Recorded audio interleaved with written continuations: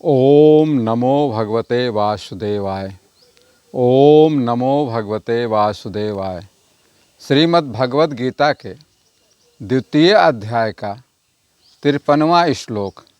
श्लोक है, श्रुत विपत्ति प्रपन्नाते यदा स्थास्यत निश्चलः समाधावचलः बुद्धि तदा योगम अवाप्यसि। अर्थात भांति भांति के वचनों को सुनने से विचलित हुई बुद्धि में जब परमात्मा में अचल और स्थिर ठहर जाएगी तब योग को प्राप्त हो जाएगा, अर्थात तेरा परमात्मा से नित्य संयोग हो जाएगा।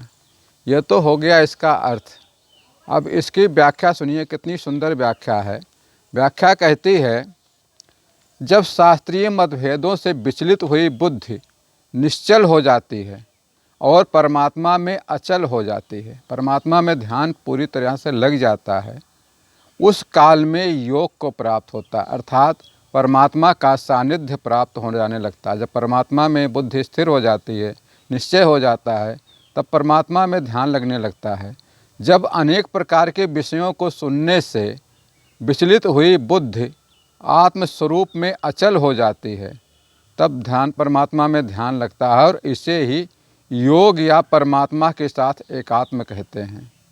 लेकिन मोहमयी रूपी दलदल को तरने पर भी, मोह ममता का जो दलदल है उसको पार करने के बाद भी अनेक प्रकार के शास्त्रीय मतभेदों से भ्रम उत्पन्न होता है। उससे उबरने के लिए ही भगवान कृष्ण ने इस श्लोक में एक प्रेरणा दी है। जैसे अर्जुन है, अर्जुन को लगता है कि कुटुंब का नाश करना धर्म तो नहीं हो सकता, कुटुंब का वध हो जाएगा। लेकिन अगर कुटुंब का वध नहीं करते हैं, गुरुजनों का नहीं होता है नाश, तो हमारा छात्र धर्म नष्ट हो जाएगा। क्योंकि छात्र धर्म करता है धर्म की रक्षा के लिए युद्ध करने को। अगर युद्ध नहीं करते हैं तो छात्र धर्म नष्ट होगा, और छात्र धर्म का पालन करते हैं तो कुटुंब का नाश होगा। यहाँ पर अर्जुन भ्रम में आ गया है, और इस भ्रम को हटाने के लिए ही भगवान ने अर्जुन को यह उपदेश दिया हुआ है, ज्ञान दिया हुआ है कि भगवान की शरण में जाओ।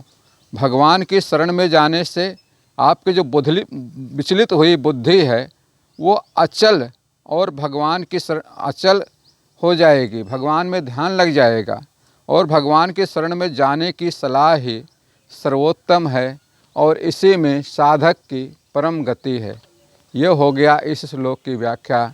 इसके अगले श्लोक के फिर मिलेंगे, तब तक के लिए श्री कृष्ण शरणम मम, श्री कृष्ण शरणम मम।